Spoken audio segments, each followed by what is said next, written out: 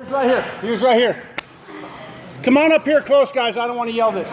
We're going to get intimate. Just get right in here. John, can you get closer to the board because I'm recording this? Yes.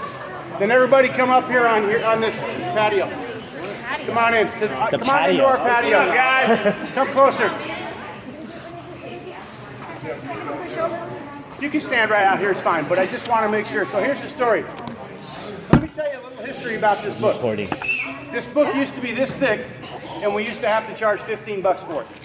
So when the new ownership came in and we said that nobody bought the book, nobody paid attention to the book, but there's one thing in this book that made me get hooked on CrossFit, and it's that colored chart over there. Because no matter what I do here in CrossFit, I always have a target higher than where I am. You're never at the end. It's almost like golf. You can be the best scratch golfer, you want to be under par. You want under par, you want to be on the tour. You know, you're in the Gateway Tour, you want to be on the Pro Tour. There's always somewhere to go. And that's what CrossFit's all about. I never have a place to stop. This is going to let us understand where we are. When I get in classes, I ask people what's their PR. That's like the most minuscule piece of information that you should know about yourself. And most of us don't even know that, okay? So what this book is going to help us do, now this is just the back of this book. I'm going to go through some other stuff that's in this book. But the back of this book lets us know if my back squat right now in the RX category is 1.5 times my body weight, and I have met that, I'm now looking for what is my back squat target in the elite category. Where am I going? Not where I've been. We've already been there. Where am I going? So we want to make sure we always know what those numbers are.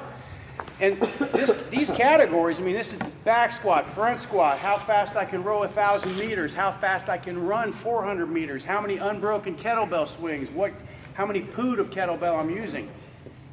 This is all stuff that we know. So what we're going to do is, that's the main focus of this, but we have some other things to go over in this book. But what we're going to do over the next 2 weeks, Saturday and Sunday, we're going to measure against these things.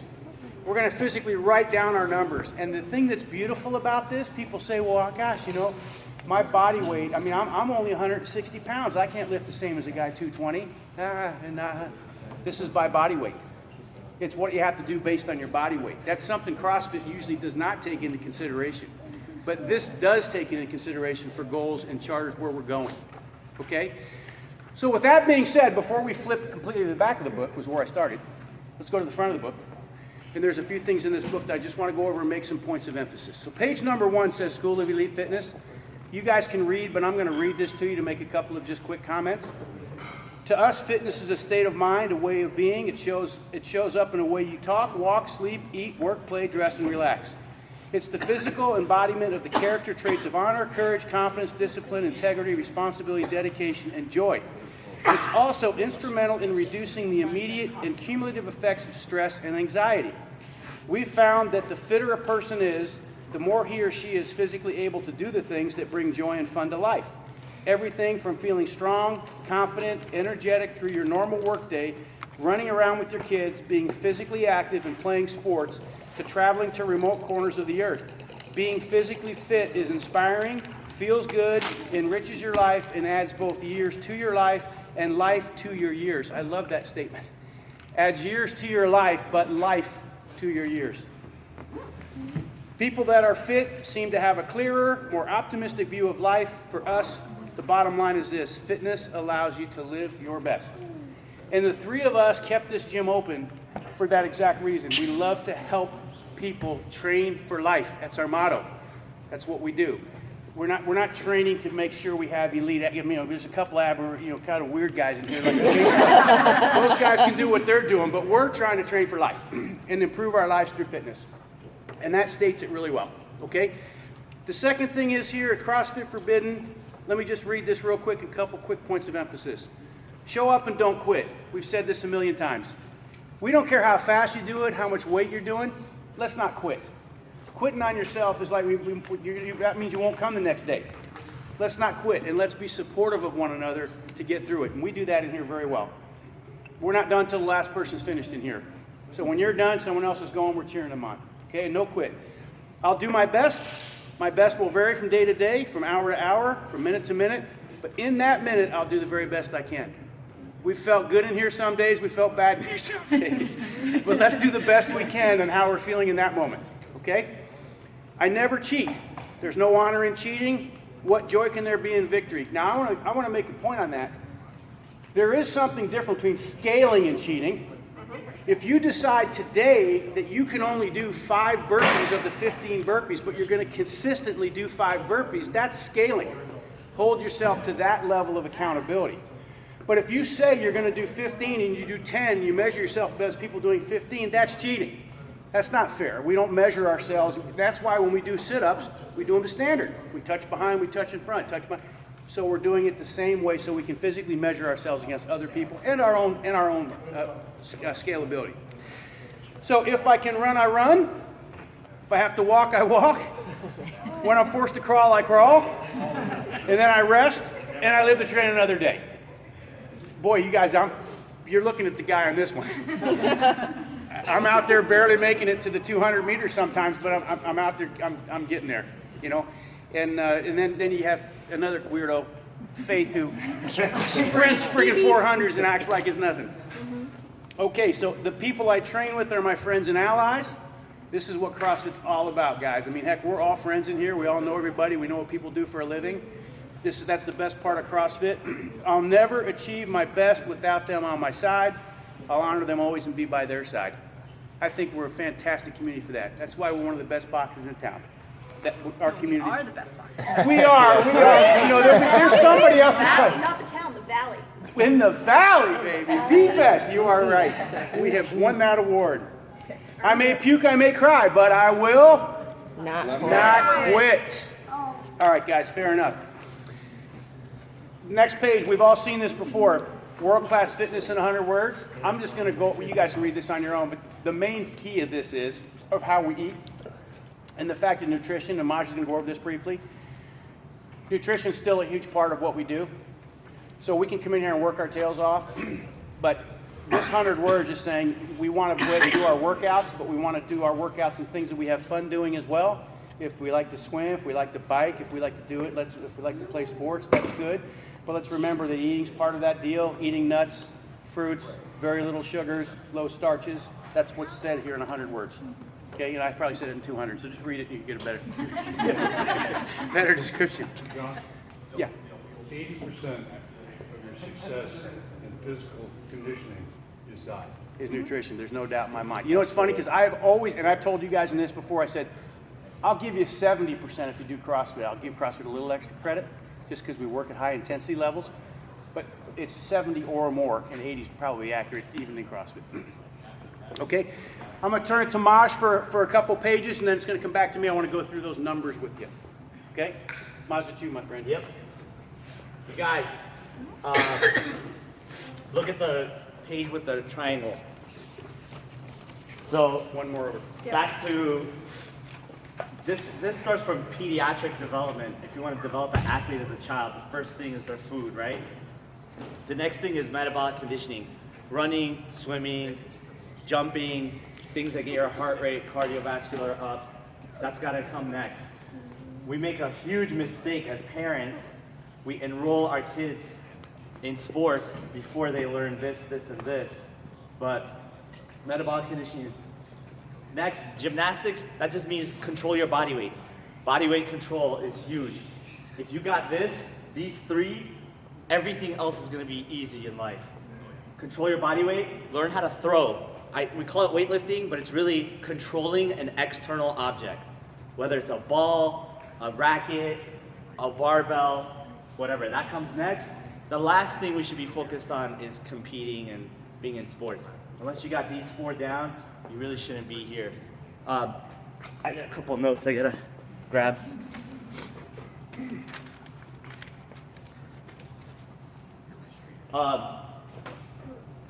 The definition of CrossFit is somewhat, when you state the 6 words, it sounds so complicated, but it's constantly very functional movement at high intensity, right?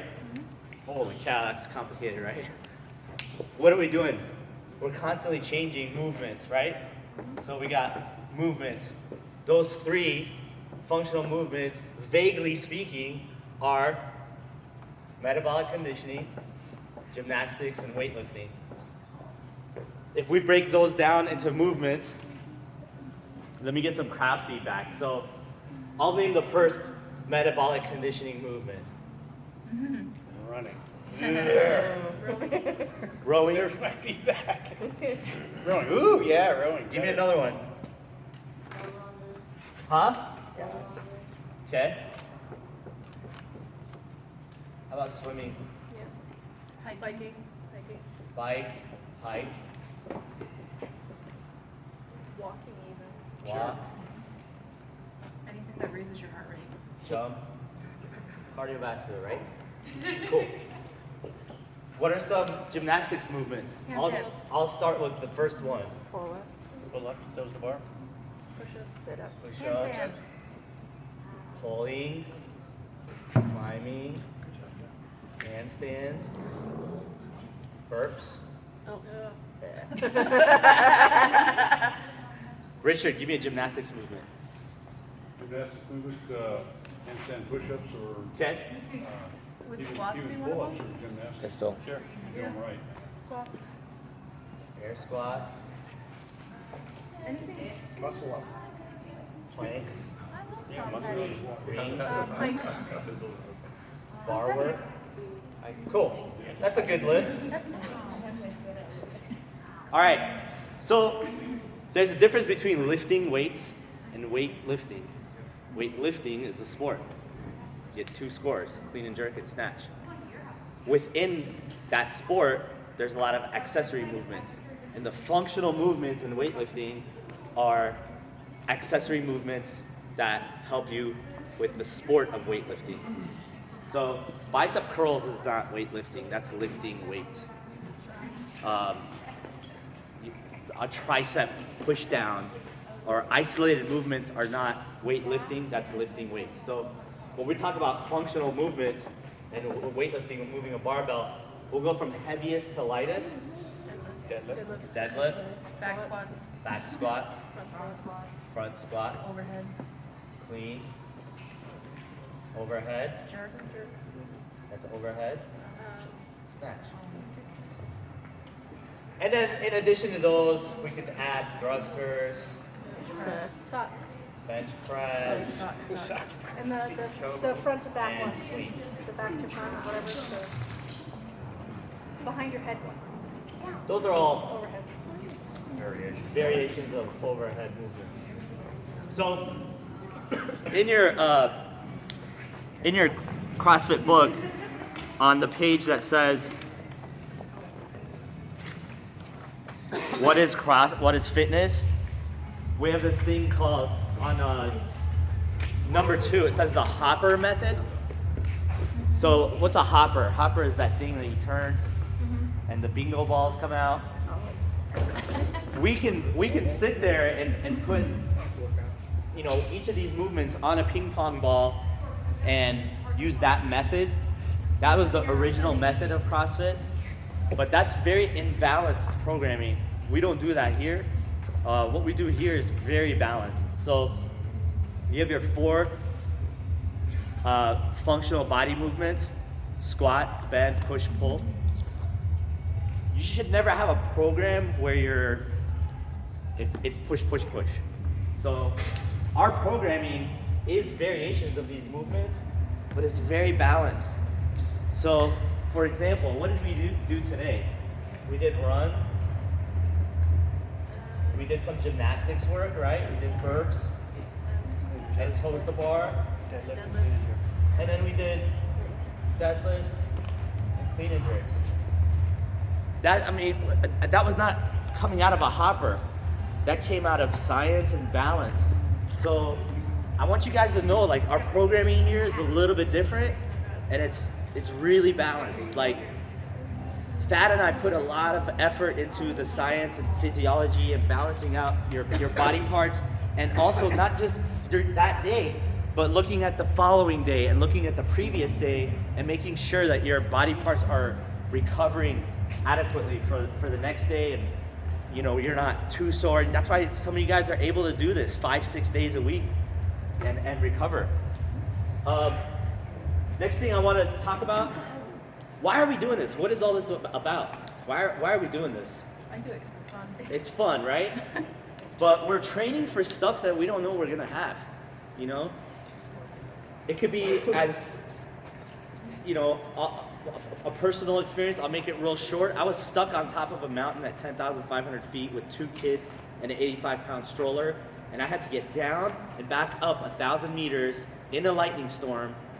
It was very dangerous, but it put me back into the zone of training to be able to get through that. I'm sure all of you guys have been in a situation. You had to change a tire, you had to, whatever you had to do.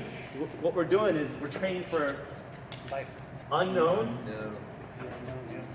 the unknown, and unknowable. That could be anything. That could be a heart attack. That could be cancer.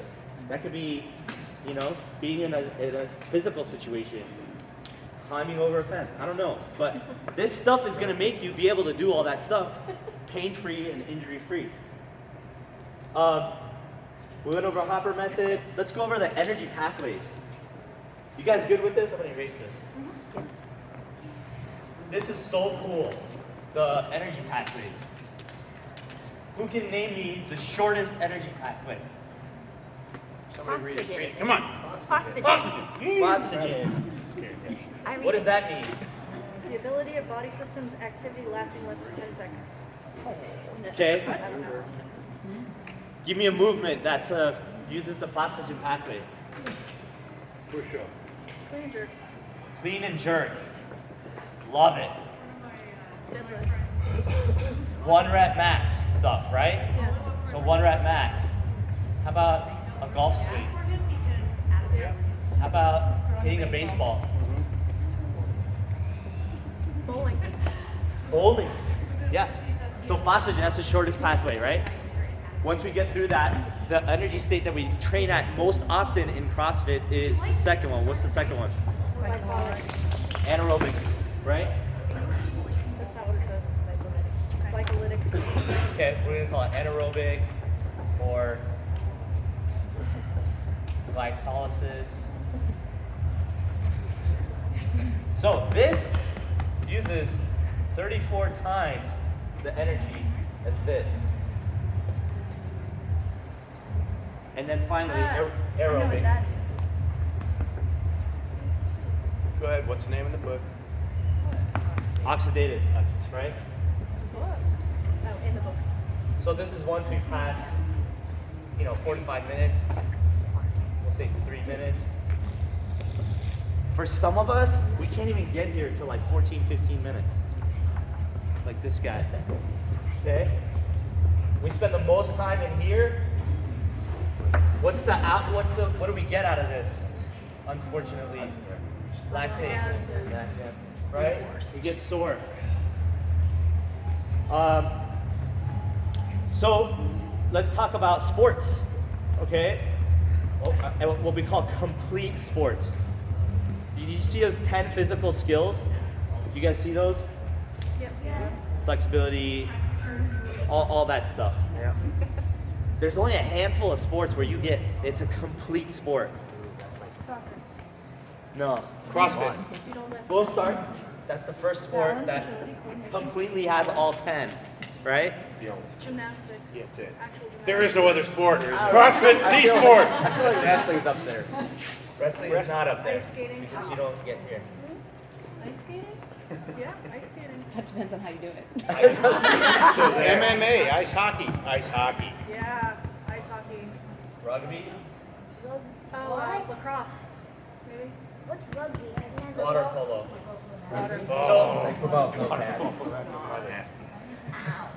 Almost every sport is like missing one thing, right? There's a few sports that have everything, but there's only a handful of sports that have, we call them complete sports.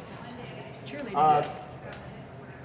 So we talked about constantly varying functional movements. We got all the functional movements.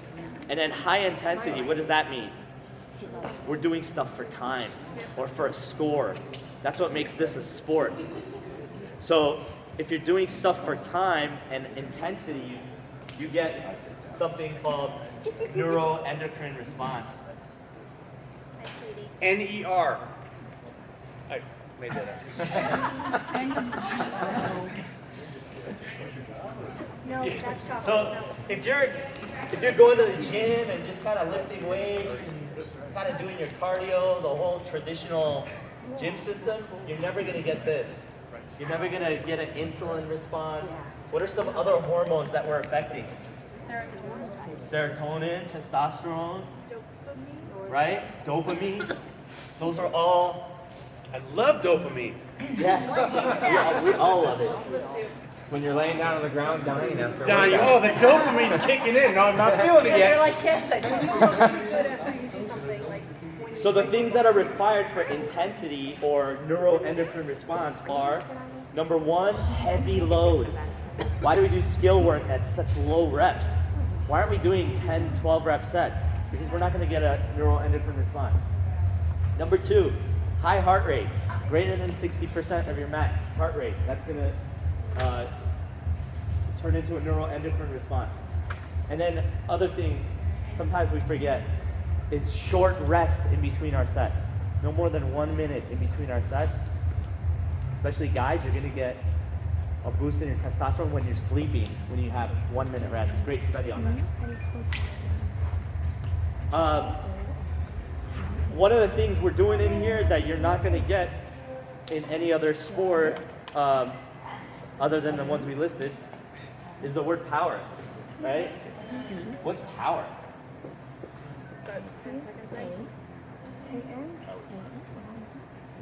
Power is force.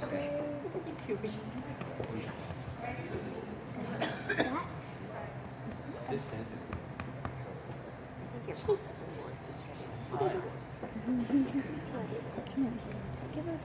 So the amount of mass that you move a certain distance over the shortest period of time is going to create the greatest amount of power. When you create more power, it's more work. Work is calories. And it all kind of translates into your caloric expenditure.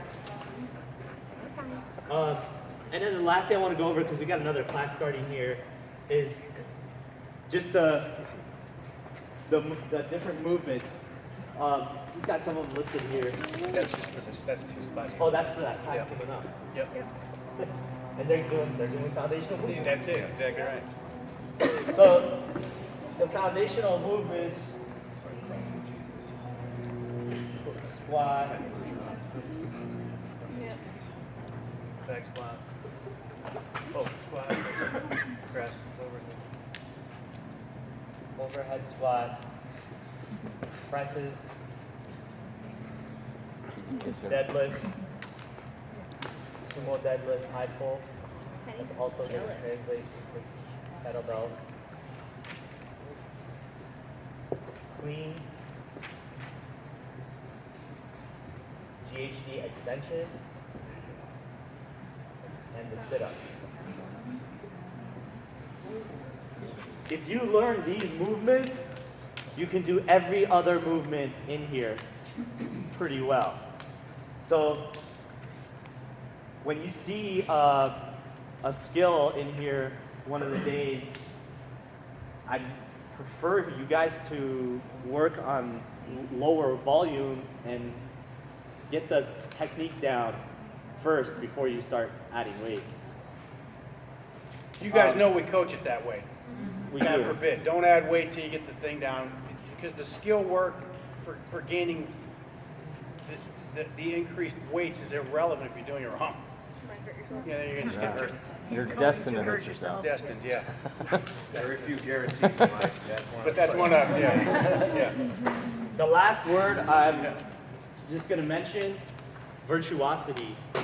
That means the guy that's okay or pretty good at all of this stuff is going to be way more fit than the guy that's just trying to get that one thing. So you're going to be a better athlete and better at this sport if you're okay at everything, rather than, trying to be just the best guy that can climb a rope. You know. I'll give you a great example of that. Who's more fit? A bikini model on stage is completely ripped up, or a CrossFitter?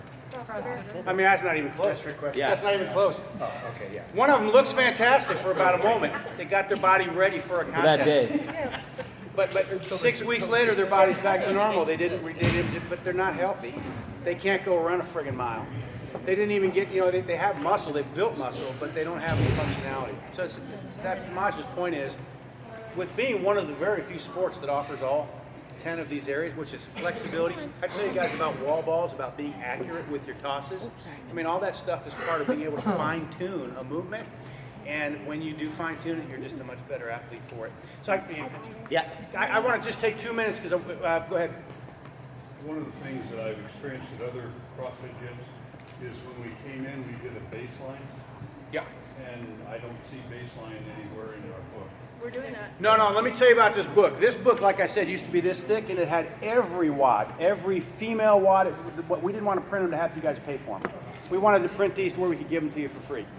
And so baseline, everybody that comes through our door does baseline as their first workout. Yeah. And we have them do it again. Well, not if somebody's experienced. Your baseline was 9 years ago, my friend. So, but let I me can tell you exactly what it was. Well, how much? 11 minutes and 15 That's seconds. embarrassing, Richard. My God. Yeah, that's embarrassing. Did you actually do the pull-up or do you row rings? No, I used a big band on the pull-up. Yeah. It's now 4 minutes and 15 seconds. That's my boy. And he's got the lowest body fat in the gym too, by the way. So let's not mess with Richard. Hey, Lowest body fat in most years. oh, there's no doubt. Almost by double most of these folks. All right, now listen. I'm not going to take a lot of time doing this, but I'm willing to share this with you guys. We're going to start really emphasizing this. Over the next 2 weeks, Saturday and Sunday, we're going to have stations set up to measure ourselves against a bunch of these targets. But I want to explain this book to you real quick. Turn to the first page. It says 3 weeks. Nobody is in this category. You guys you can ignore that for the most part. Essentials, probably nobody in here is in that category. What I need you to do is determine where you can do about 60-70% of these things, because that's pretty much where you are at this point in your journey. So when I came in, I was doing about 60-70% of training, and I was able to do about 20-30% of athlete when I started. I can do almost all of athlete, and I can do about 40% of RX, and I can do about 10% of elite now. So I know where I'm at. I know where I'm strong. I know where I'm weak. I suck at deadlifts. I'm great at kettlebell swings and wall balls. I know, because I track this shit. I mean, and I still do it on paper. Sugar WOD's great to list like PRs, but it's not telling us where we're going. Okay. So let me just tell you how I use the book. So in training, let's all just go to training and go to the front squat. Well, where it says, let's use front squat. So in training, it's 1/2 of your body weight. And that's whether you're male or female. Okay? If you go over to the athlete and go to the same back squat, you notice it's 1.5 times your weight if you're a male. It's your body weight if you're a female. Okay?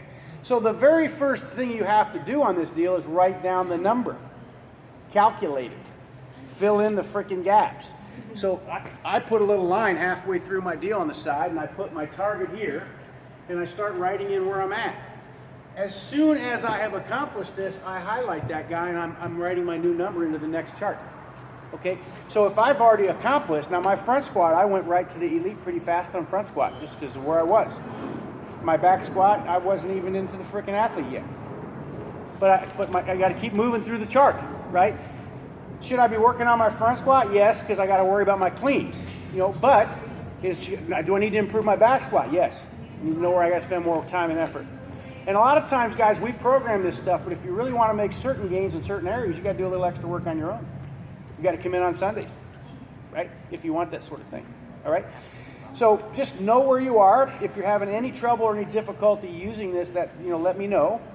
But this is the tool that made me go, I feel like I'm in high school again. Made me work hard at stuff again. It made me really kind of give a shit about doing fitness and stuff, because the gym was no fun. I mean, I didn't even know what I was accomplishing. Other than I'd go in there and find out I'm going home because I can't get on the machine. You guys have been using the damn thing for the last half an hour. Sorry. So utilize these books. We took the time and effort to put them out there for you guys. I swear to goodness, Sugar WOD is just one little baby piece of what we have to do. I think this book should be with you at all times, because it is really rewarding when you can take the high